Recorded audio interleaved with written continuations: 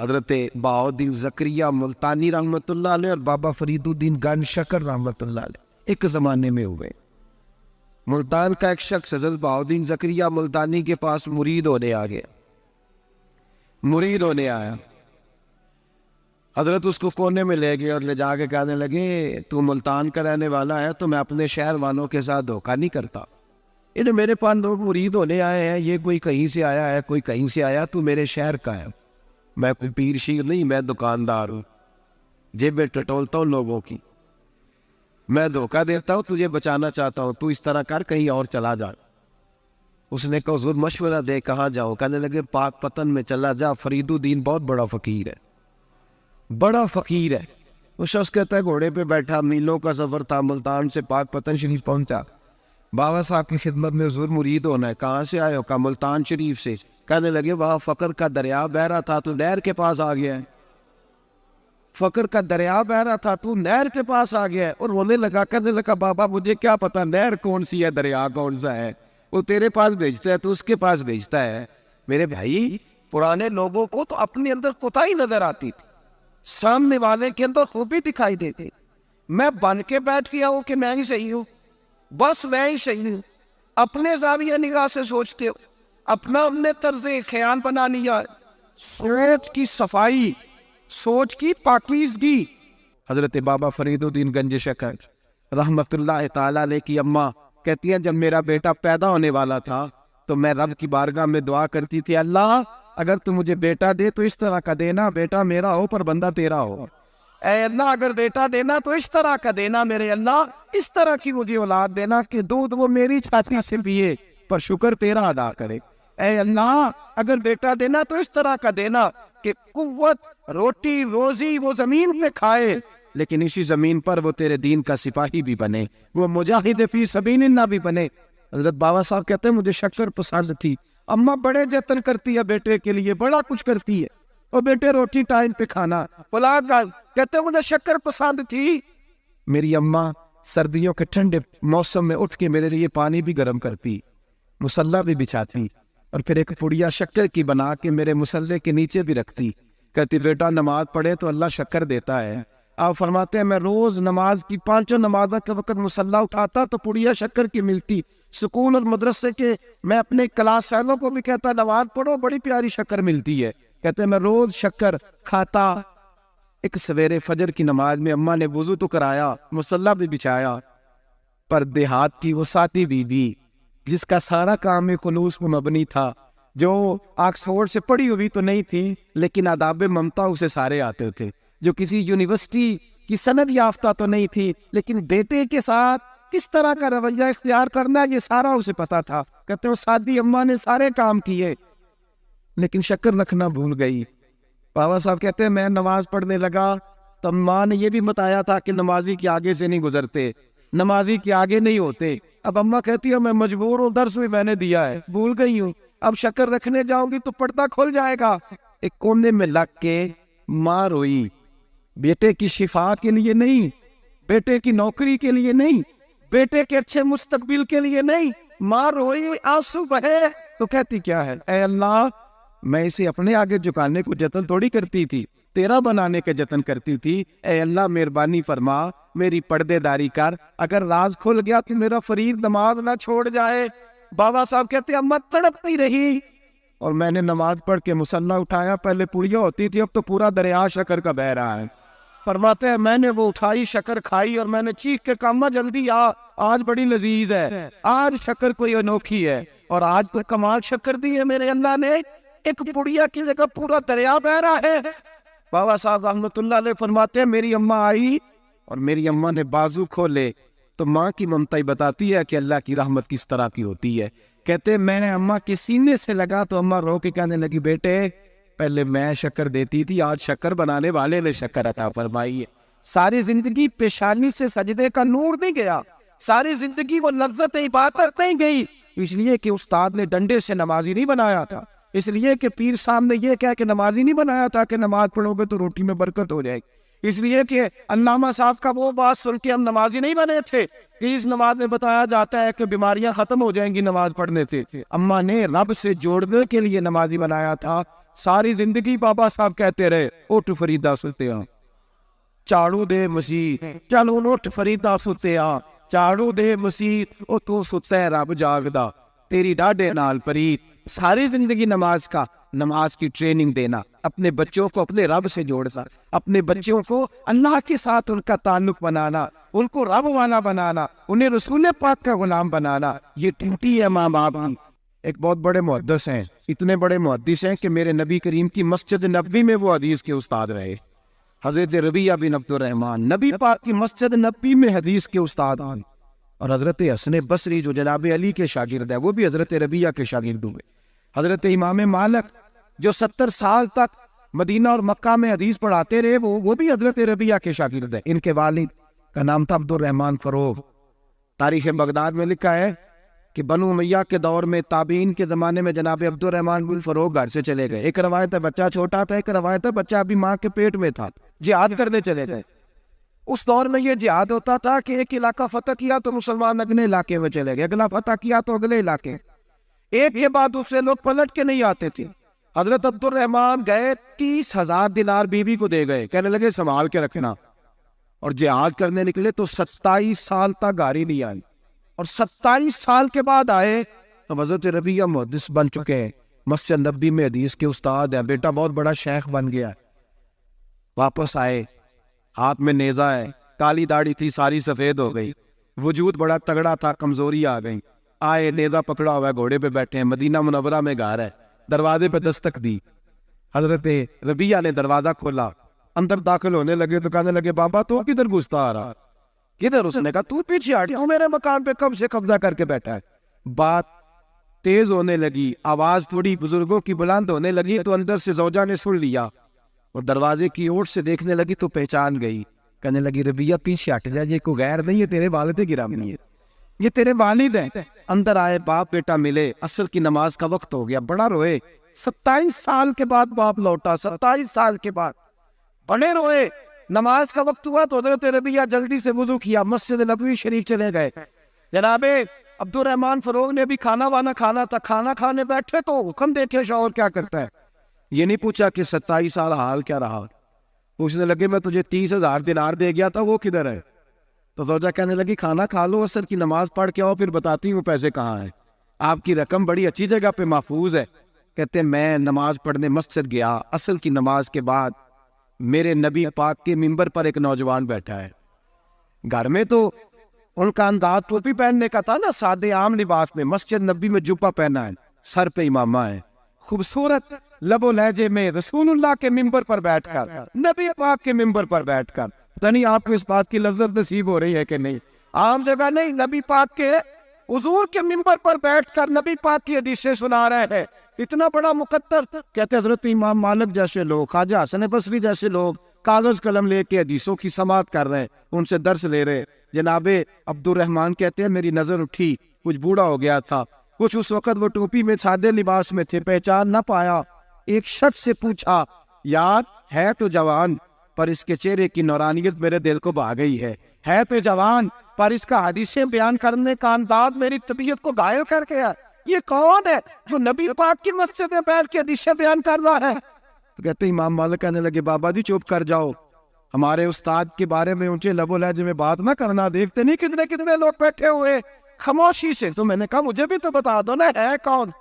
تو کہنے لگے کوئی عبد الرحمن فروغ نام کے بزرگ ہے، یہ ان کے بیٹے ہیں، ربیعہ نام ہے۔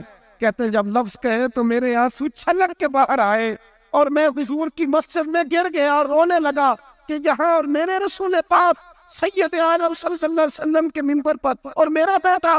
کہتے میں تڑپ کے گھر گیا اور گھر جا کے میں نے اپنی بیوی کو جب دیکھا تو میرے آنسو نکل گئے، میری بیوی سمجھ گئی کہ یہ میرے محدث بیٹے کو دیکھ آیا ہے۔ کہتے ہیں بیوی رو کے کہنے لگی میں نے آپ کے 30,000 دینار آپ کے بیٹے کو مصطفیٰ کریم کی حدیث کا استاد بنانے میں خرچ کرتا ہے، میں نے وہ 30,000 دینار خرچ کر دی ہیں، 30,000 دینار آپ کا بیٹا میں نے۔ تو کہتے ہیں میں اپنی بیوی کی طرف دیکھنے لگا، میں نے کہا قربان جاؤں، میں اگر اللہ کے دین کے راستے میں تھا تو نے میرے ساتھ نیکی کی ہے، میرا بیٹا بھی دین کے راستے پہ لگا دیا۔ میرے بھائی دنیا میں وہ بندہ اچھا نہیں ہوتا جو صرف اکیلا اچھا ہوتا ہے، اچھا وہ بندہ ہوتا ہے جس کا معاشرہ اچھا ہوتا ہے۔ اچھا وہ بندہ ہوتا ہے جس کا خاندان اچھا ہوتا ہے، اچھا وہ بندہ ہوتا ہے جس کا حلقہ احباب اچھا ہوتا ہے. وہ اکیلا اچھا بن کے بیٹھ کر صرف میں صحیح ہوں اور کوئی بھی نہیں، تو کس طرح صحیح ہو گیا؟ تو اوپر سے گرا ہے، تو کس طرح ٹھیک؟ تیرا نہ باپ ٹھیک معاذ اللہ، نہ تیرا خاندان ٹھیک، نہ معاشرہ ٹھیک، نہ دوست ٹھیک، نہ پیر ٹھیک، نہ استاد ٹھیک، نہ کوئی سیاستدان ٹھیک. دنیا میں جب کوئی صحیح ہے ہی نہیں تو کہاں سے آ گیا اکیلا صحیح؟ یہ کیسے ممکن؟ یہ کس طرح ہو سکتا ہے؟ یہ انا پرستی ہے، یہ نفس کا دھوکہ ہے، یہ اندر کی کوتاہی ہے جو لوگوں کو بڑا بنا دیتے ہیں، پھر اسے لوگ چھوٹے نظر آنے لگتے ہیں.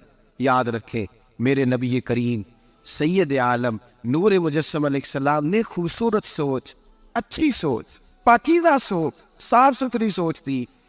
حضرت زید بن حارثہ فرماتے ہیں طائف کے لوگوں نے میرے نبی پاک کو پتھر مارے، لہو لہان کر دیا. فرماتے وہاں کے کچھ لوگ بھی انہیں برا کہنے لگے، میں بھی برا کہنے لگا، اس لیے کہ یہ تو عرب کے کلچر کے بھی خلاف تھا. عرب معاشرے کے لوگ اپنے مہمان کے ساتھ یہ سلوک نہیں کرتے تھے، چاہے وہ کوئی بھی ہو. اور نبی پاک علیہ السلام نے تو جو دعوت دی اس میں تو حسن بھی بڑا میٹھا تھا، وہ تو لفظوں کے اندر توانائی، خوبصورتی، مٹھاس بھی بڑی تھی. تو یہ تو عرب کے رواج کے بھی خلاف تھا کہ گھر آئے مہمان پہ پتھر مارے جائیں. انہوں نے پتھر مارے، لہو لہان کیا، میں نے بھی برا کہا، معاشرے کے لوگوں نے بھی برا کہا. اور فرمانے لگے پھر کمال ہو گیا، حضرت جبریل بھی حاضر خدمت ہو گئے اور عرض کرنے لگے یا رسول اللہ صلی اللہ علیہ وسلم، رب فرماتا ہے کہ جبریل جاؤ اور میرے نبی سے جا کے اجازت لو، اگر میرے رسول اجازت دیں تو انہیں مسل کے رکھ دیں، انہیں دو پہاڑوں کے درمیان انہیں مسل کے رکھ دو، مسل کے. ہمارا کسی سے اختلاف ہو جائے نا تو زور جتنا ہمارے اندر ہو ہم لگا سارا ہی لیتے ہیں. جب پتہ چل جاتا ہے نا کہ میرے تعلقات کتنے کو ہیں، پھر ہم کہتے ہیں چلو دفع کرو، میں نے کیا کہنا ہے. اصل بات پتہ کیا ہوتی ہے کہ انگور کھٹے ہاتھ نہیں پہنچتا، ورنہ اختلاف ہو جائے تو دل ہمارا کرتا ہے کہ پیس کے رکھ دے، لیکن چونکہ اتنی پہنچ نہیں ہوتی تو پھر لوگ واپس آ کے پتہ کیا کہتے ہیں، اور میں نے کہا چلو وہ تو فضول آدمی ہے، میں نے تو نہیں نا اس طرح کا بانٹ دینا. اصل بات یہ ہوتی ہے کہ انگور ہاتھ نہیں پہنچتا. اس کی یا رسول اللہ صلی اللہ علیہ وسلم، رب کریم فرماتا ہے کہ جبریل جا کے آپ اجازت لیں، اگر حضور آپ کو اجازت دے دے. علماء نے یہاں بڑا خوبصورت جملہ لکھا ہے، اگر آپ سمجھے تھے، بڑی خوبصورت بات لکھی ہے علماء کرام. علماء کہتے ہیں اہل محبت کے لیے فکرہ ہے. علماء کہتے ہیں جو رب کافر کو سزا دینے کے لیے بھی رسول اللہ سے پوچھتا ہے، کافر کو سزا دینے کے لیے بھی کہتا ہے محبوب اگر تو کہے تو سزا دے دو، کافر کو سزا دینے کے لیے پوچھتا ہے. ہم تو رسول اللہ کے کلمہ پڑھنے والے ہیں. اور جو نبی کافر کے بارے میں کہتے ہیں یا اللہ نہیں انہیں نہیں کہنا، تو محبوب اپنے غلاموں کے بارے میں یہی کہیں گے اللہ کوئی نہیں، بھول گئے تھے، معاف فرما دے، معاف کر دے. یہ باریک نقطہ یہاں علماء نے بیان کیا، اس کو سمجھا کر. نبی کریم سید عالم صلی اللہ علیہ وسلم سے پوچھا، عرض کی یا رسول اللہ صلی اللہ علیہ وسلم، حضور رب فرماتا ہے اگر اجازت. اب سوچ کا معیار دیکھیں نبی پاک، حضور کی سوچ کی توانائی دیکھیں. صحت مند دماغ فروغ پاتا ہے اس سے، جو افکار ہمیں ہمارے رسول نے دیے. بیمار ذہن لوگ یہاں تک نہیں پہنچ سکتے جن کو سارا زمانہ ہی برا لگتا ہے، فلانا بھی غلط، فلانا بھی غلط، فلانا بھی. تو جناب صحیح کون ہے؟ کہتا میں اکیلا ہی صحیح ہوں. او بھائی صحت مند سوچ نبی پاک نے فراہم کی. یا رسول اللہ اگر آپ اجازت دیں تو تباہ کر دیں، لیکن حضور کی امید دیکھیں، زاویہ نگاہ دیکھیں، سوچ کا معیار دیکھیں. میرے رسول نے فرمایا نہیں، انہیں تباہ نہیں کرنا. حضور کیوں؟ فرمایا ہو سکتا ہے ان کی نسلیں کلمہ پڑھ کے مسلمان ہو جائے. اگر تباہ ہو گئے تو نسلیں کیسی آئیں گی، اولادیں کیسی ہو؟ تو میں ان کی نسلوں سے بھی امید کرتا ہوں کہ میرے پیغام کو سمجھیں گی اور قریب آئے. میرے بھائی یاد رکھیں اس بات کو، سمجھ لیں نبی پاک علیہ السلام نے ہمیں صحت مند سوچ دی ہے، ہمارے افکار و نظریات کو توانائی دی ہے. ہر وقت برا سوچنا، برا گمان کرنا اس ملک کا کچھ نہیں ہو سکتا، یہ فلاں نہیں ہو، کیوں نہیں ہو سکتا؟ اٹھ باندھ کمر کیوں ڈرتا ہے؟ تو دیکھ خدا کیا کرتا ہے، تو عمل کر اور رزلٹ اللہ تبارک و تعالیٰ پہ چھوڑ دے. سوچ صاف ستھری، نظریات پاک صاف، اچھے افکار پیدا کریں، اچھے خیالات پیدا کریں. حضرت سیدنا امام اعظم ابو حنیفہ رحمۃ اللہ تعالیٰ علیہ کے پاس ایک شخص نے آ کے کہا فلاں آدمی زانی ہے. فرمایا تجھے کیسے پتا چلا؟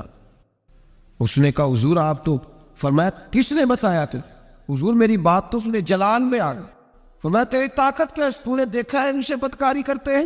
تو نے کسی عورت کے ساتھ اس کو تنہا پایا ہے ایسی حالت میں دیکھا ہے جس سے پتا چلے کہ گناہ کر رہا تھا؟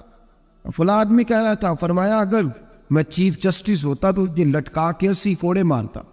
ایک مسلمان کے بارے میں تو نے یہ بات کر دی، اور جو لفظ کہے وہ بڑے سمجھنے والے ہیں۔ فرمانے لگے تو نے رسول پاک علیہ الصلوۃ والسلام کا فرمان نہیں پڑھا؟ میرے نبی پاک نے فرمایا جس نے میرے مومن کو دکھ دیا اس نے تو مجھے دکھ دیا ہے۔ فرمایا تو میرے رسول کو تکلیف دیتا ہے مسلمان کا عیب بیان کر کے، تجھے خیال نہیں آتا؟ تو سمجھتا نہیں بات کو؟ من اذا مسلما فقد اذانی، حضور نے فرمایا جس نے مسلمان کو تکلیف دی اس نے مجھے تکلیف دی ہے۔ لوگ عیب جوئی اور عیب گوئی کا فریضہ اور ڈھونکتے پھرتے ٹٹولتے پھرتے ہیں۔ اور بھائی مکھیاں دو قسم کی ہوتی ہیں، ایک شہد کی مکھی ہوتی ہے، جب بھی بیٹھتی ہے پھول پہ بیٹھتی ہے، اور جب اگلتی ہے پھر شہد ہی اگلتی ہے۔ ایک مکھی ہوتی ہے جو بیٹھتی بھی گند پہ ہے، اور جہاں بیٹھتی ہے وہاں گند ہی چھوڑ کے اٹھتی ہے۔ کردار ایسا اپنائے، اپنی سوچ کو تفکرات کو اس طرح کا بنائے کہ آپ کے ذہن اچھائی کو قبول کرے۔ آپ جب سامنے والے کو دیکھیں تو آپ کو اچھائیاں نظر آئیں، اچھائیاں، اور جب آپ بیان کریں تو پھر بھی آپ کی زبان سے اچھائیاں ہی نکلیں، اچھائیاں نکلیں۔ ذہن سازی کریں، اپنے آپ کو سمجھائیں۔ تو کسی دانشور نے کہا، ایک شخص مجھے کہنے لگا لوگوں کے چہروں پہ گرد پڑ گئی ہے، فلاں کے چہرے پہ گرد تھی، فلاں کے چہرے پہ بھی گرد تھی، فلاں کے چہرے پہ بھی گرد تھی۔ اس نے مجھے کئی لوگ گنوائے تو میں ہنسنے لگا۔ کہنے لگا کیوں ہنستا ہے؟ کہتے میں نے اس کی اینک اتاری، ٹیشو پیپر کے ساتھ صاف کر دی۔ میں نے کہا بندوں کے چہرے ٹھیک ہے، تیری اینک پہ گرد پڑی ہوئی ہے، ادھر بھی تھوڑی توجہ کر لیتا تو اتنے لوگوں پہ الزام تو نہ لگاتا۔ حضرت میاں صاحب بول پڑے، کہنے لگے برا بندہ میں لپن ٹریا، جاگتے ملیا نہ کوئی۔ برا بندہ میں، میاں صاحب کی بات ہے، میری آپ کی نہیں، سانو تے 70-16 بجے دیہڑی دا۔ میاں صاحب کہتے میں برا بندہ میں لپن ٹریا تے جاگتے تھا ہی کوئی نہیں کہ ملا ہی نہیں۔ کہتے مجھے نہیں ملا، مجھے نہیں، سمجھ لیں بات، بزرگوں کے افکار کو سمجھے۔ کہتے مجھے ملا اس لیے کہ میری سوچ ہی بڑی اچھی تھی، جو مجھے ملتا میں اس کے اندر اچھائیاں پیدا کر لیتا۔ مجھے نہیں ملا، یہ نہیں کہ بندہ تھا نہیں، مجھے نہیں ملا اس لیے کہ میری سوچ ہی نہیں تھی۔ وہ اینک کہاں سے لاؤں جس میں لوگوں کے عیب نظر آئے؟ برے بندے نو میں لپن ٹریا تے جاگتے ملیا نہ کوئی، تے اپنے اندر چاہتی پائی تے میں تھوں برا نہ کوئی، اپنے اندر چاہتی پائی تے میں تھوں۔ مجھے سمجھ آئی من عرف نفسہ فقد عرف ربہ، من عرف نفسہ فقد عرف ربہ۔ جو اپنے آپ کو پہچان گیا وہ اپنے رب کو۔ یہاں تو الزام تراشی ہے، الزام تراشی۔ سب نے مفسرین نے اپنی اپنی بات لکھی۔ میرے استاد گرامی یہاں فرمایا کرتے تھے، بھائی اگر تو دنیا میں اپنے بیٹے کو دھوپ میں بیٹھا دیکھے تو تیرا دل پھٹ جاتا ہے، یہ دھوپ میں کیوں بیٹھا ہے؟ اس کو شرک سے بچا، شرک اکبر سے بھی بچا، اصغر سے بھی بچا، خفی اور جلی دونوں قسم کے شرک سے بچا۔ دنیا میں تیرا بیٹا دھوپ میں ہو تجھ سے برداشت نہیں ہوتا، بتا اگر تیرا بیٹا جہنم میں گیا تو تجھے کیسے برداشت ہوگا؟ آگ میں جلتا ہوا تجھے، اسے اللہ سے جوڑ دے، اسے رسول اللہ صلی اللہ علیہ وسلم کا غلام بنا دے۔ میرے نبی کریم سید عالم صلی اللہ علیہ وسلم نے فرمایا جب تیرا بیٹا 7 سال کا ہو جائے تو اسے مسجد لے کے جا، 3 سال تک لے کے جا مسجد، 10 سال کا نماز نہ پڑھے تو سزا دے، 3 سال تک خود اپنے ہاتھوں سے ٹریننگ دے، اسے مسجد لے جا، آداب مسجد بتا، اسے نماز سکھا، تو خود لے کر کے جا، بھیجنے کا نہیں کہا۔ اور میں جب بچہ 7 سال کا ہو جائے تو اسے مسجد، بڑی محنت کرتے ہیں ہم بیٹے کو بنگلہ دینے کے لیے، بینک بیلنس دینے کے لیے، دن رات ایک کر دیتے ہیں، خدا را سے نمازی پر بنانے کی بھی محنت کرو۔